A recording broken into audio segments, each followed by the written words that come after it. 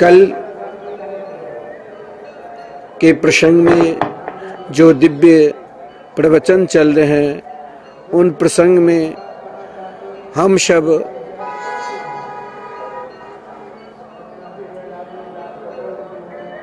प्राणी के ऊपर किस प्रकार ईश्वर की कृपा, शास्त्र की कृपा, सद्गुरु की कृपा और आत्म कृपा के ऊपर, कृपा क्या है, कृपा किसे कहते हैं और कृपा का फल पर आत्म कृपा किस प्रकार श्रेष्ठ है। कल के प्रसंग में हम सब पितामह भीष्म के चरित्र आप सभी को श्रवण कराया।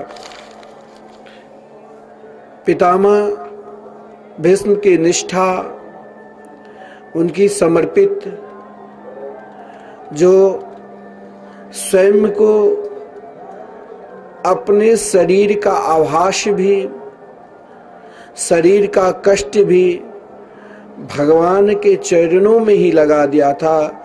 जो शरीर में जो कष्ट हुआ, उन कष्ट का अनुभव नहीं करके एक बात श्री कृष्ण के चरणार बिंद का अनुभव किया। कल हम सब जो श्रवण किए थे, जब श्री कृष्ण पितामह भीष्म के निकट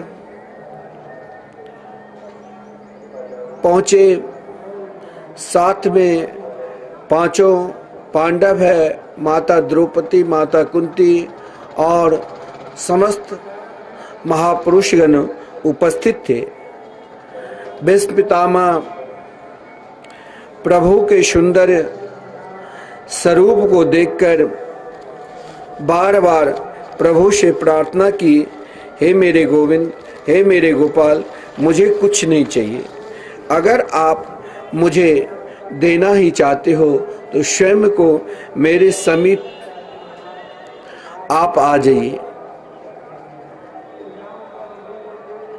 पितामह भीष्म की निष्ठा को देखकर, क्योंकि उन विषम परिस्थिति में बाण की सज्जा पर लेटे हुए भी अपने अश्रुपात के द्वारा जब अपने हृदय रूपी सिंहासन पर, जिनके जीवन में अगर हम भीष्म चरित्र के ऊपर प्रकाश डाले तो पितामह भीष्म के जीवन में बड़ी बड़ी घटनाएं हुई थी। आज जब प्रभु सामने खड़े हैं, प्रभु को मानसिक रूप से षोडशोपचार से पूजन किया और पूजन के पश्चात भगवान से यही प्रार्थना की, हे प्रभु, संसार के जितने भी प्राणी हैं, सब प्राणी मात्र को भगवान पर विश्वास रखकर उनकी प्रतीक्षा करना चाहिए। जैसे पितामह भीष्म उन बाण के सज्जा पर पड़े हुए थे और प्रतीक्षा कर रहे थे। प्रतीक्षा का फल समय लगता है। जैसे हम कहीं यात्रा करने के लिए निकलते हैं, स्टेशन पर पहुंचते हैं, गाड़ी में विलंब हो जाती है तो हम बार बार प्रतीक्षा करते हैं कि कब गाड़ी आए, बहुत देर हो गई। तो प्रतीक्षा में एक सुख भी है, एक जिज्ञासा भी है, एक आनंद भी है, लेकिन उन प्रतीक्षा में धैर्य को कभी त्यागना नहीं चाहिए, विश्वास को कभी छोड़ना नहीं चाहिए। गाड़ी तो जरूर आएगी, लेकिन देर हो गई, स्टेशन पर तो आना ही पड़ेगा, अब समय लगेगा। उसी प्रकार हम सबको भी प्रतीक्षा करना चाहिए, विश्वास करना चाहिए, धैर्य रखना चाहिए कि जब हम भगवान के हो चुके हैं, जब हम स्वयं को उनको दे चुके हैं, तो प्रतीक्षा के लिए मुझे बार बार इंतजार करना पड़ेगा। जैसे महाराज देर हो जाती है गाड़ी में तो बार बार हम यही देखते रहते हैं कब किस स्टेशन पर आ चुके हैं। उसी प्रकार भगवान अपने परम प्रिय भक्त की प्रतीक्षा कराते।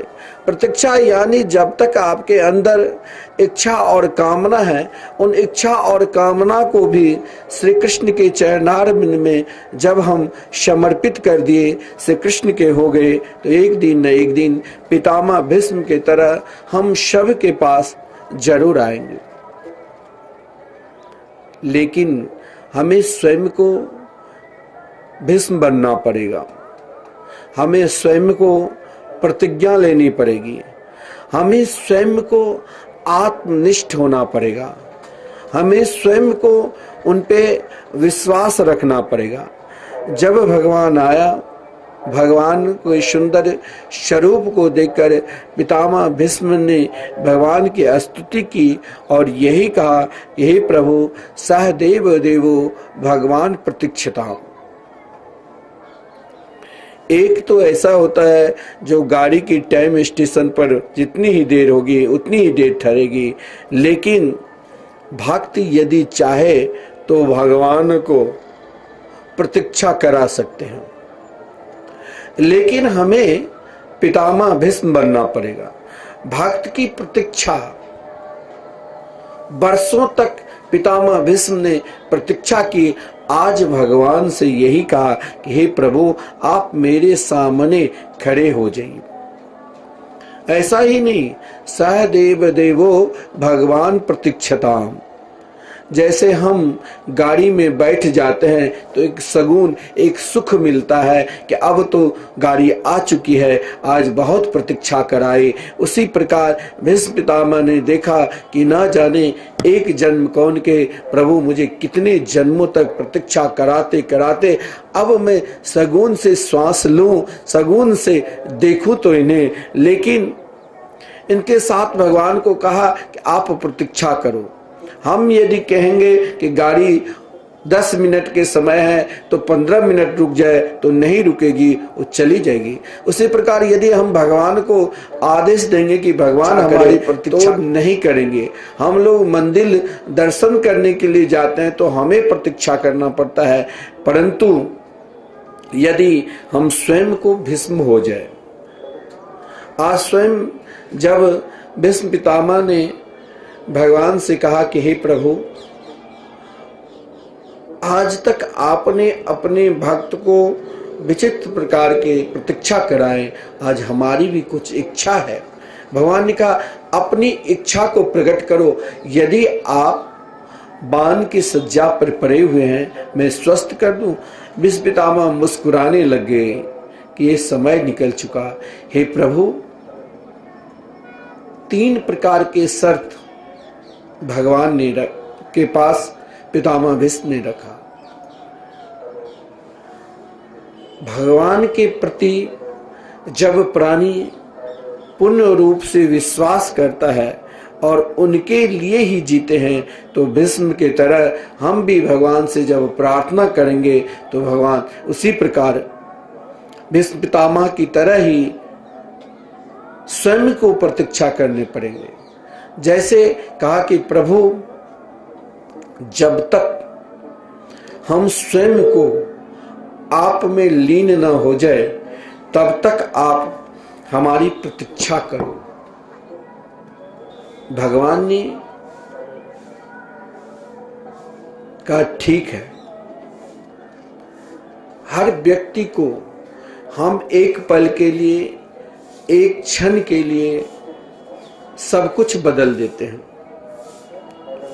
यदि हमारी निष्ठा, प्रेम, प्रियाप्रीतम, हम सब युगल स्वरूप में भगवान के उपासना करते हैं, जो नित्य नृत्य निकुंज में दिव्य सिंहासन पर बैठकर बिल्कुल नन्हे से छोटे से किशोर स्वरूप में विराजमान है, युगल स्वरूप में, हम सब उसी प्रकार उनकी प्रतीक्षा करते हैं। पितामह भीष्म ने कहा कि हमारी निष्ठा तो सदा युगल स्वरूप में है। वहाँ समस्त ऋषि मुनि साधु संत सब के सब विराजमान थे। भीष्म पितामह ज्यों ही प्रार्थना की तो भगवान ने तुरंत अपने रूप में जो वास्तविक उनके स्वरूप था, उन स्वरूप में पितामह भीष्म को दर्शन दिया युगल स्वरूप में। और तीसरा सत्य, हम सब किसके लिए रोते हैं? दुनिया में यदि किसी की घटना हो जाती है घर परिवार में तो हम रोते हैं, और भगवान भी रोते हैं। भगवान किसके लिए? तो अपने परम प्रिय भक्त, जो भक्त भगवान के लिए नाम जाप करते हैं, उनके लीला के चिंतन करते रहते हैं, उनके रूप के सदा चिंतन करते रहते हैं और उनके ही नाम लेकर जीते हैं और सदा उनके ही धाम की चिंतन करते हैं। ऐसे भक्त जब इस संसार को छोड़कर चला जाता है तो भगवान भी रोने लग जाते हैं। तो पितामह भीष्म जानते थे कि यदि प्रभु कहीं मैं अपने शरीर को परित्याग करूं तो कभी मैंने जो उपासना की है वो प्रभु को मुस्कुराते हुए, क्योंकि भगवान सदा हर पल मुस्कुराते रहते हैं। यदि हम श्री कृष्ण के उपासक हैं तो हमें भी हर परिस्थिति में, हर स्थिति में सदा मुस्कुराना ही चाहिए।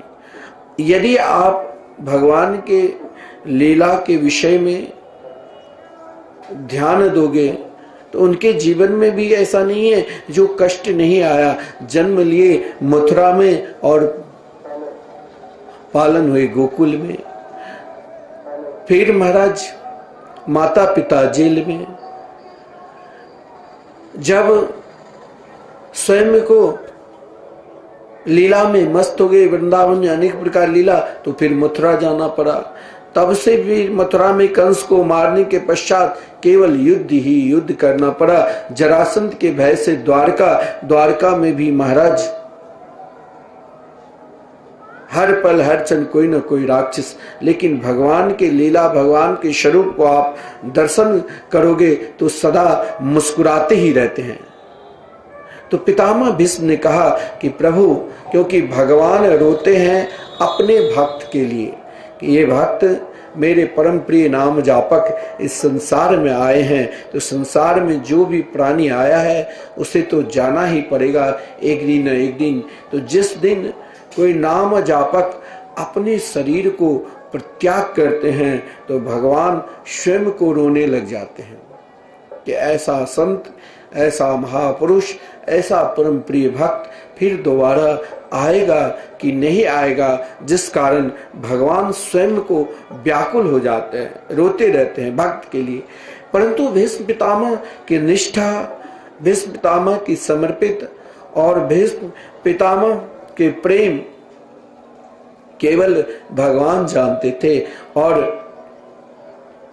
भगवान के प्रेम भीष्म पितामह जानते थे। इसलिए भीष्म पितामह ने कहा कि प्रभु, जब मैं अपना शरीर को त्यागूं उस समय आपकी आंखों में आंसू नहीं आनी चाहिए, बल्कि आपकी आंखों में मुस्कान आना चाहिए। महाराज, यही एक भक्त की निष्ठा, भक्त की समर्पित भाव होते हैं। 3 शर्त में आज स्वयं एक भक्त ने भगवान को बांध दिया। भागवत में वर्णन भी है, जिस समय पितामह भीष्म अपने शरीर को परित्याग करते हैं उस समय भगवान की आंखों में आंसू नहीं बल्कि मुस्कान आया। क्यों मुस्कान आया? क्योंकि पहले ही पितामह भीष्म ने शर्त समर्पित करवा दिया था। लेकिन जिस अभिप्राय से धर्मराज युधिष्ठिर पांडवों को उपदेश दिलाने के लिए भगवान लाया था, तो एक पल के लिए, एक क्षण के लिए भगवान ने अपने परम प्रिय भक्त पितामह भीष्म से निवेदन किया कि जरा इन पांडवों को भी आप कुछ जीवन का अंतिम उपदेश दीजिए। पितामह भीष्म मुस्कुराते हुए भगवान से निवेदन किया कि प्रभु यदि आपने आज्ञा की तो मुझे देना पड़ेगा। पांडवों को पितामह भीष्म ने कई प्रकार का उपदेश किया। सर्वप्रथम प्राणी मात्र को क्या करना चाहिए? दान धर्मान, राज धर्मान, मोक्ष धर्मान, विभाग स, स्त्री धर्मान, भगवत धर्मान, समास व्यास योगित। ये प्रेरणा जो भी होती है वो भगवान से मिला देते हैं। कोई किसी को मंदिर जाने के लिए प्रेरणा दे रहे हैं, वो कभी जीवन में मंदिर नहीं गया, तो मान लो सामने वाले के ऊपर बरसों से मंदिर गए, परंतु अभी तक वो अनुभव नहीं ले पाया। परंतु जिस सामने वाले ने बगल वाले को प्रेरणा दी कि आप मंदिर जाओ, मंदिर में जाने से भगवान के दर्शन करोगे तो आपको बहुत सुख और आनंद मिलेगा। एक प्रेरणा से भी सर्वप्रथम जो दान धर्म के विषय में कहा गया है, यहाँ दान के लिए प्रेरणा देना चाहिए। किसी की इच्छा है कि महाराज हमें तो दान करना ही नहीं, बहुत धन है। देखिए, धन की आप चाहोगे कि धन सदा मेरे पास रहे, वो तो सदा रहता ही नहीं। जो जीवन में बहुत बड़ा धनवान था, उसके जीवन में कभी विपन्न भी, गरीबता भी आएगी, और जो बहुत बड़े गरीब है वो कभी न कभी बहुत श्रेष्ठ धनवान भी हो सकता है। ये दोनों बराबर है। कुआं में जैसे पुराने जमाने में लोग कुआं के पानी पीते थे, अब कहीं कहीं कुएं हैं क्योंकि सरकार ने व्यवस्था कर दी पानी के, तो कुएं से पानी यदि आप नहीं निकालोगे तो पानी में दुर्गंध आ जाएगी। धन है, और यदि आप धन को दान नहीं देते हो, हमारे पास बहुत धन दौलत है। हरिद्वार में गुरुदेव के शिविर है, कुंभ लगाया, जहाँ संतों की भंडारा होंगे। कोई भी संत आपको यदि प्रेरणा देते हैं कि आओ यहाँ भंडारा करो, तो स्वयं जैसे सब खाते हैं उसी प्रकार वो लेंगे, भूखे भी रह जाते हैं। लेकिन वहां पर आप जिसे अपना इष्ट, जिसे अपना सर्वस्व मान रखे हो, वो कन्हैया भी उन संतों के झुंड में, यहाँ इस कुंभ स्थली में उन संतों के झुंड में भगवान स्वयं घूमते रहते हैं ग्वाल बाल के रूप में, और कहीं बैठकर भंडारा में बैठकर स्वयं भोजन करके चले जाते हैं। तो एक प्रेरणा, हम किसी से कहते हैं कि भाई आप कुंभ में दान करो, धन है, लेकिन कहते हैं अरे महाराज इस बार नहीं इच्छा है भंडारा करने की, आगे देखा जाएगा। क्या आपको आगे विश्वास है कि हम जिंदा रहेंगे? एक दिन यही हुआ कि एक भिखारी धर्मराज युधिष्ठिर के द्वार पर आया भीख मांगने के लिए। भिखारी को देखकर धर्मराज युधिष्ठिर कोई कार्य कर रहा था, भिखारी से धर्मराज युधिष्ठिर ने कह दिया कि चलो कल आना। सामने भीमसेन ने सुन लिया। भीमसेन नगाड़े वाले को, ढोलक बजाने वाले को, सभी को बुलाया और कहा आज नगर में पूरी तरह साज-बाज के साथ नगाड़े बजाओ। भीमसेन के आदेश से नगाड़े बजाने लग गए। धर्मराज युधिष्ठिर ने पूछा आज भीमसेन क्या उत्सव है, कौन सा उत्सव? बोले प्रभु आप मेरे श्रेष्ठ बड़े भाई हैं, लेकिन ये मुझे ये विश्वास हो गया कि कल तक आप नहीं मरोगे, क्योंकि जो एक बार श्वास निकल जाता है, अभी हम यहाँ पंडाल में बैठकर और संतवाणी चैनल के माध्यम से प्रवचन का लाभ ले रहे हैं, हो सकता है एक क्षण के बाद क्या हो जाए, श्वास रुक जाए, वो कौन जानता है। और आपके अंदर विश्वास है कि हम कल करेंगे, कल उन्हें भिक्षा देंगे। धर्मराज युधिष्ठिर ने भीमसेन से कहा, आज भीमसेन जीवन में आपने प्रथम बार शिक्षा दी। दान धर्म सर्वप्रथम पितामह भीष्म ने पांडवों को दान धर्म के ऊपर बता रहे हैं। दान प्रेरणा, हम जब स्वयं को दान दे चुके हैं, यदि हमें इस शरीर पर अभिमान है कि हम स्वयं को अपने आप है, देह का अभिमान है, तो आप भगवान के नहीं हुए। और जब आप स्वयं बांके बिहारी के हो चुके हैं तब आपका कुछ है ही नहीं, सब भगवान का है। चाहे आप बहुत बड़े हैं, बहुत स्वस्थ हैं, लेकिन जनरेटर में, मशीन में, गाड़ी में डीजल तो है, परंतु मोबिल समाप्त हो चुका है तो गाड़ी के इंजन ही रुक जाएगा। उसी प्रकार भगवान ने आपको यदि धन दिया है, उसे दान भी करो।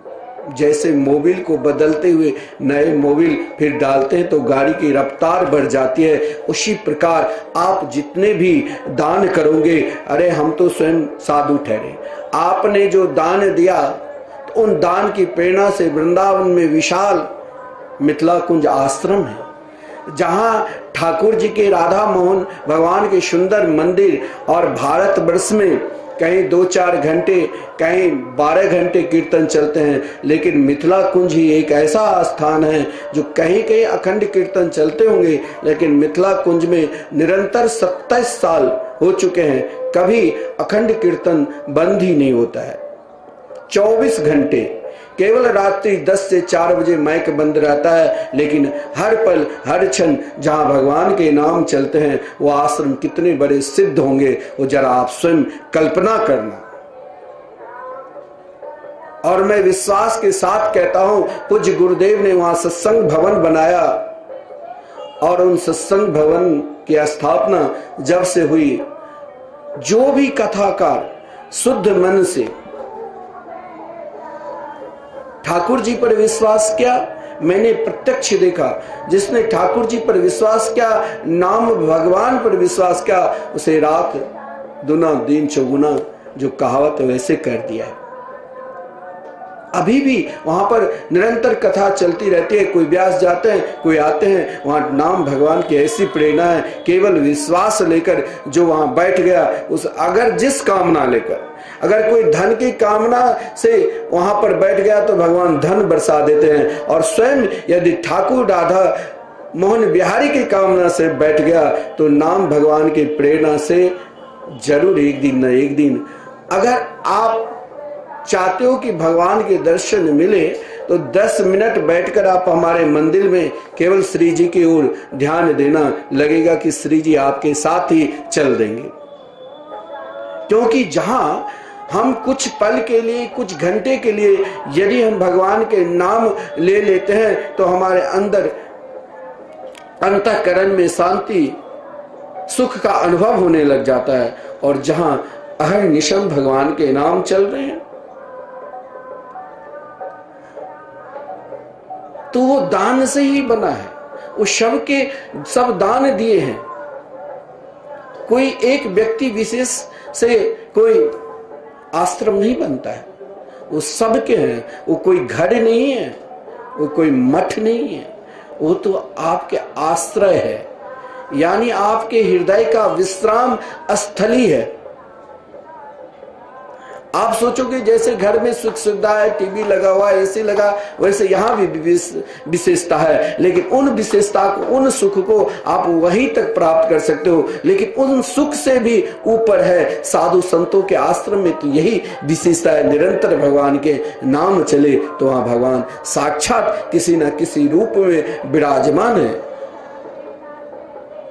वृंदावन की भूमि, वृंदावन के साधु संतों को, क्योंकि वृंदावन से यत् किंचित तृण गुल्मादिकम अपि, घास पात कहा गया, जो एक तृण घास भी है वो भी कोई महापुरुष है। तो महाराज एक साधारण मानव चलते होंगे, वो कौन से महापुरुष होंगे, वो हम और आप क्या जानते हैं।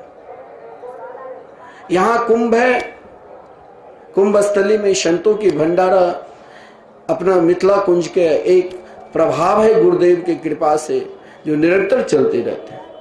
मैं महाराज जी के अनुयायी भक्तों से सभी से कहता हूँ कि आप यहाँ दान करोगे तो यह दान से आपका घर और परिवार बढ़ेगा, आपका धन बढ़ेगा। आप ध्यान देना, आप किसी को एक कप चाय पिलाओ तो दूसरे सामने वाले आपको बार बार कहेंगे भैया चाय पी लो, चाय पी लो। या आप स्वयं सर्च करके देखना, प्रेरणा ही भगवान से मिलाते हैं। अगर प्रेरणा भगवान से नहीं मिलाते तो धृतराष्ट्र का क्या कभी कल्याण होता?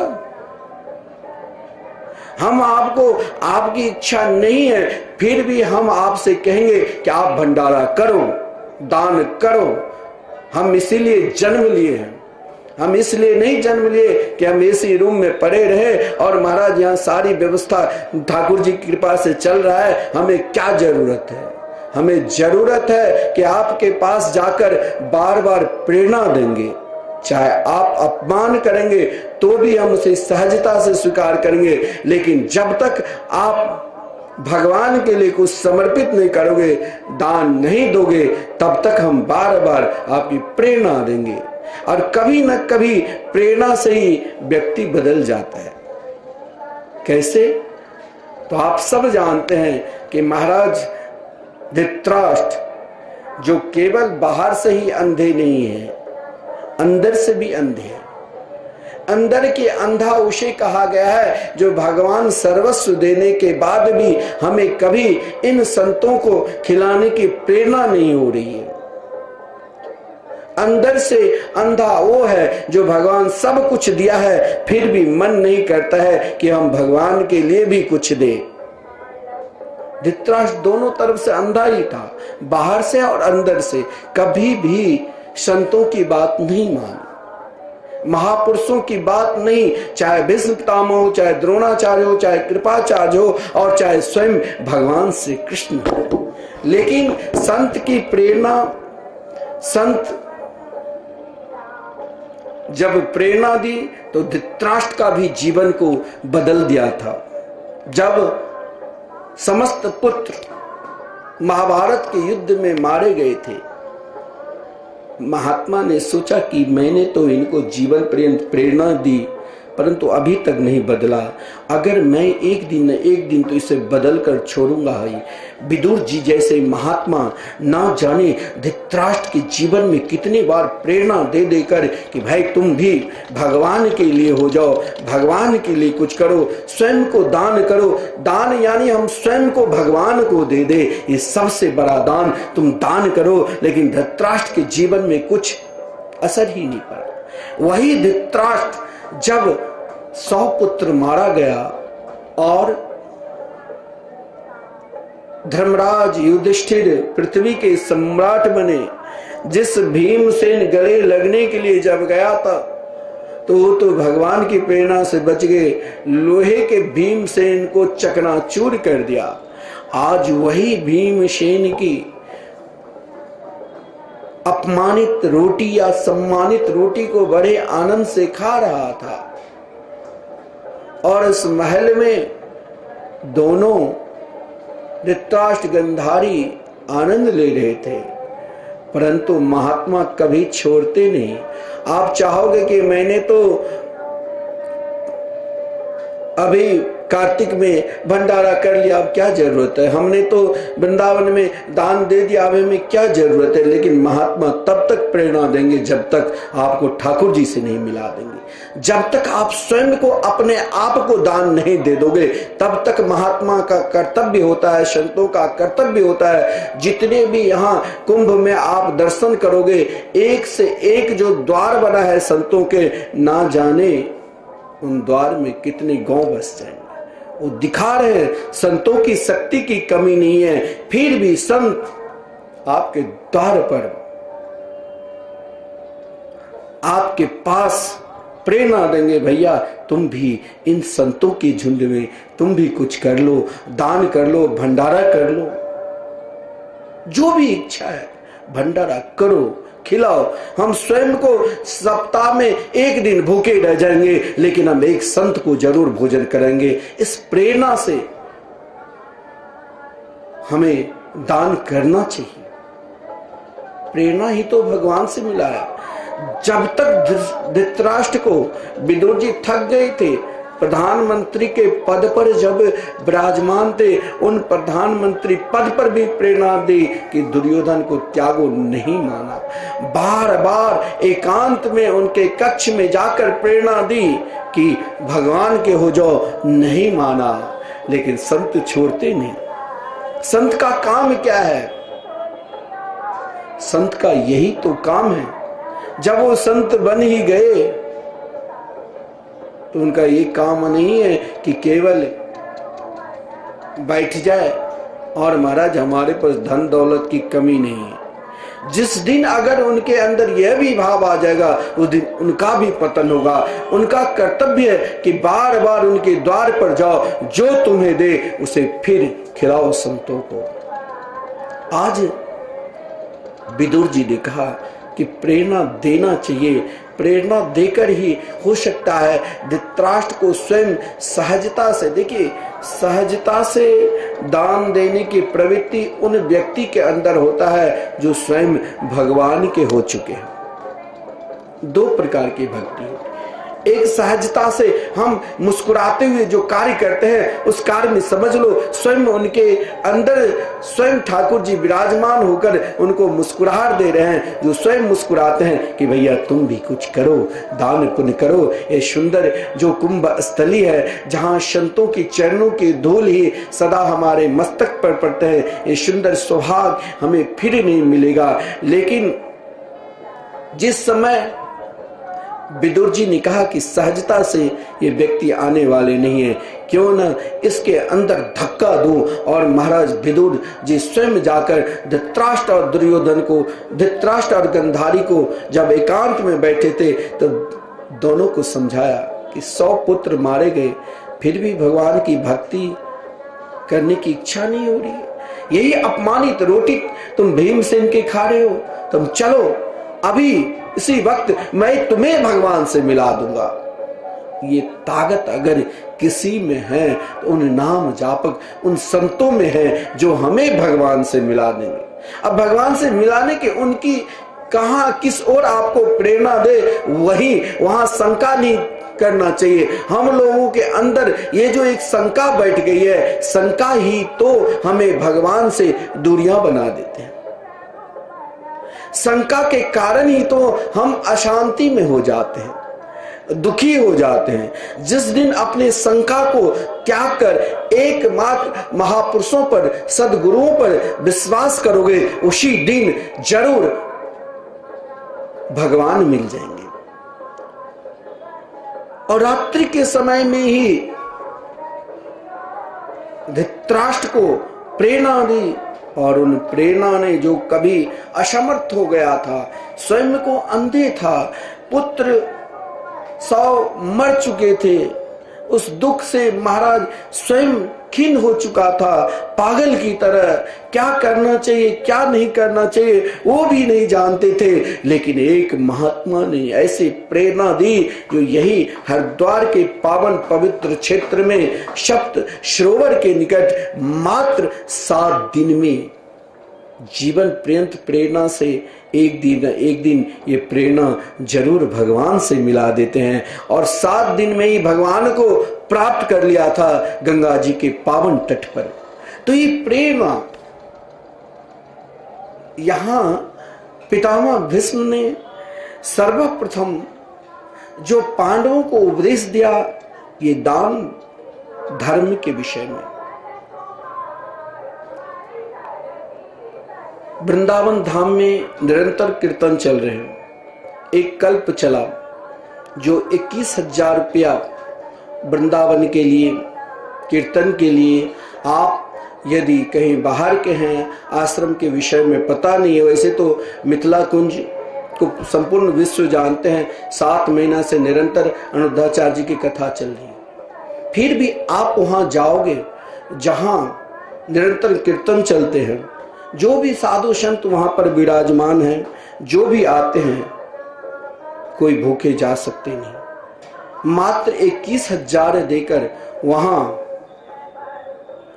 आपके नाम से मरणोपरांत भी ये अखंड कीर्तन है। जो भी आश्रम के व्यवस्थापक, जो भी आश्रम के देख रेख के लिए संभालेंगे, मात्र 21,000 में ही, 21,000 तो आपको एक अष्टजाम में अगर बढ़िया तरह से करोगे तो खर्चा हो जाएंगे, और 21,000 में ही आपके नाम से एक दिन का कीर्तन और एक संतों की रोटी दान होगा। मैंने प्रेरणा दी, बहुत हमारे भक्त सम्मिलित हुए, कई लोग इसमें नाम भी लिखाया, लेकिन सोचा हमने तो नाम लिखा दिए। देखो, यदि आप के अंदर इच्छा नहीं है तो कभी भी दान के लिए बोलना भी नहीं चाहिए। यह भी एक महापाप है। और वो भी संकीर्तन के लिए बहुत लोग नाम लिखा दिए कि महाराज हम जरूर एक दिन अपने नाम से कीर्तन कराएंगे। वहां यज्ञ में जब कथा हुई थी, विशाल यज्ञ पूज्य गुरुदेव के थे, उसमें 80 लोग नाम लिखा है, मात्र 20 लोग कीर्तन के लिए सदस्य। तो ऐसा बोलना भी नहीं चाहिए।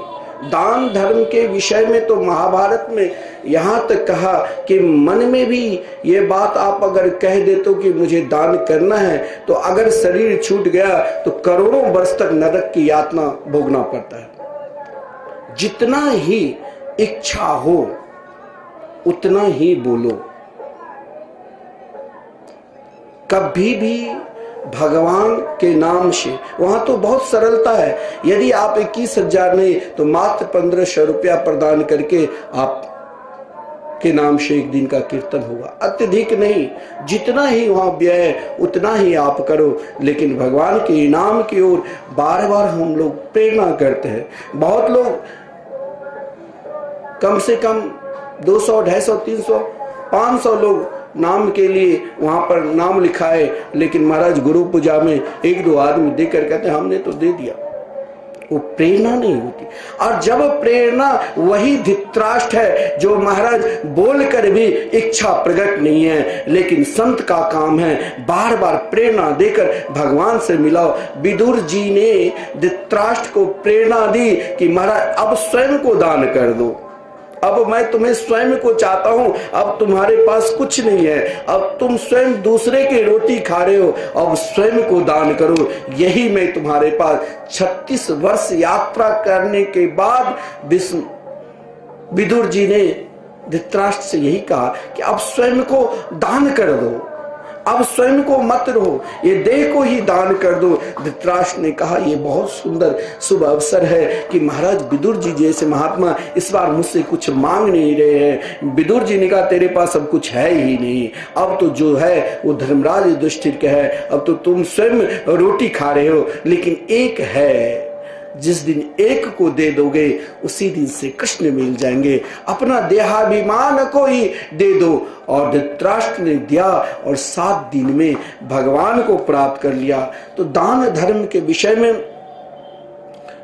अगर सामने वाले के हम बार बार दान करते हैं, कोई हमारे मित्र है, सगे संबंधी है, उनकी इच्छा नहीं है, वो कभी दान किए ही नहीं, तो आप बार बार उनको प्रेरणा दो, चाहे वो 100 रुपया दे और चाहे वो लाख रुपया दे, लेकिन प्रेरणा यदि दोगे, एक दिन वही प्रेरणा उनको भगवान से मिला देंगे।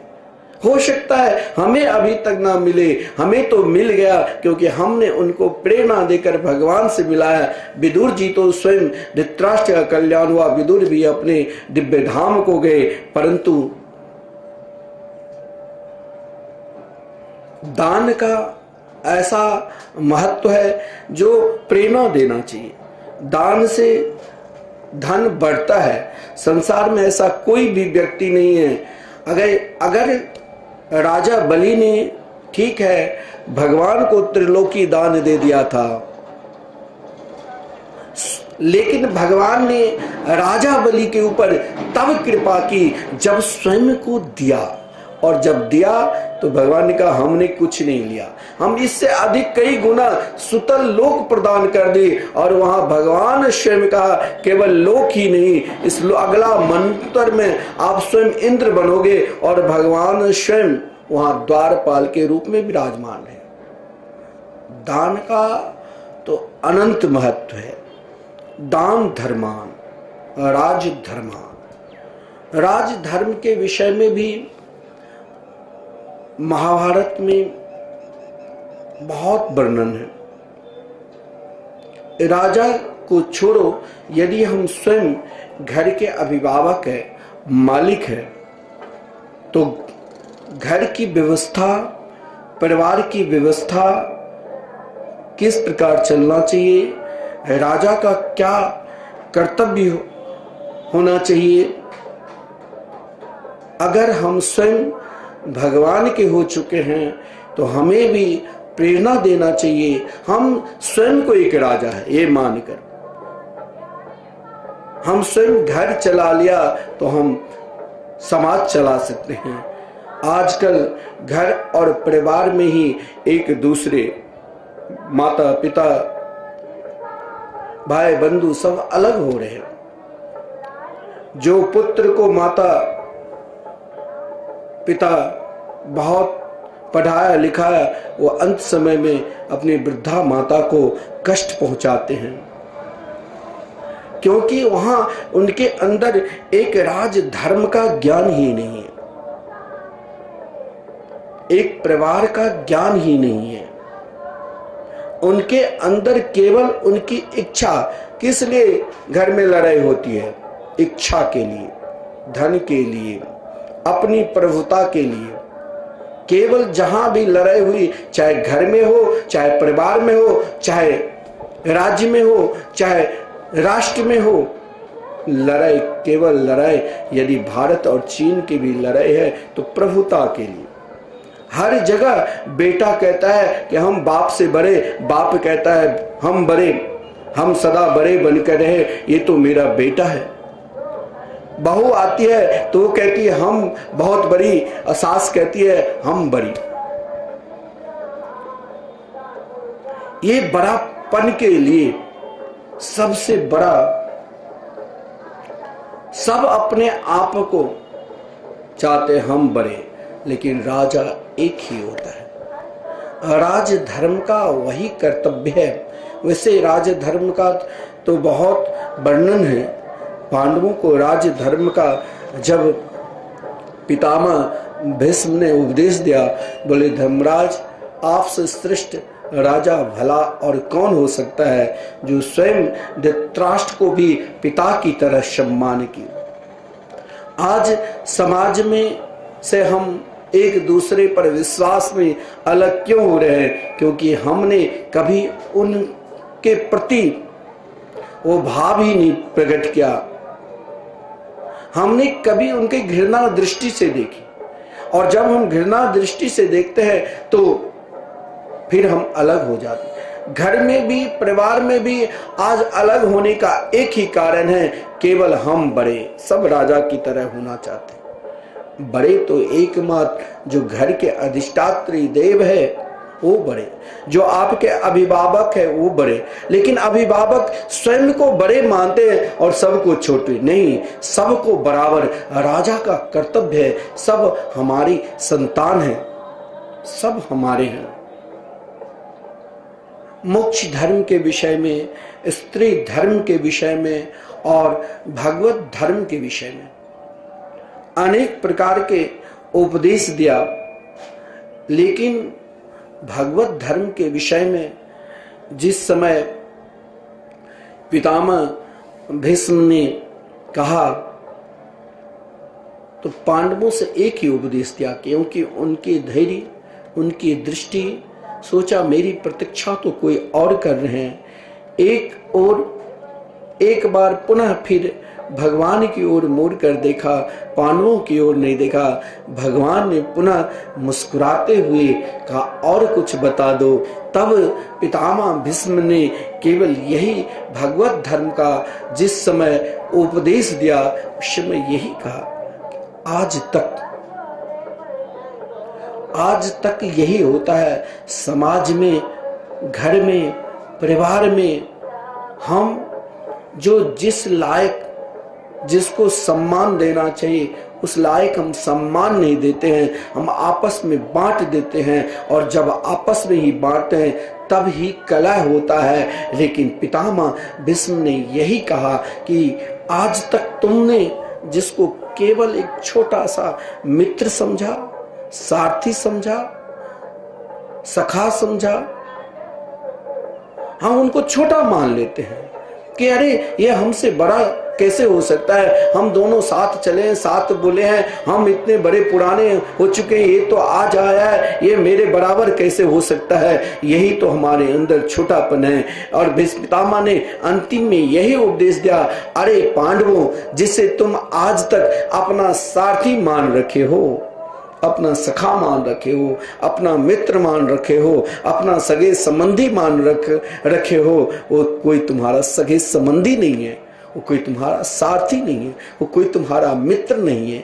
यही तो साक्षात परब्रह्म परमात्मा है। और इस परमात्मा को पहचानो, और अगर आपने इस परमात्मा को पहचान लिया, उसी दिन तुम्हारा बेड़ा पार।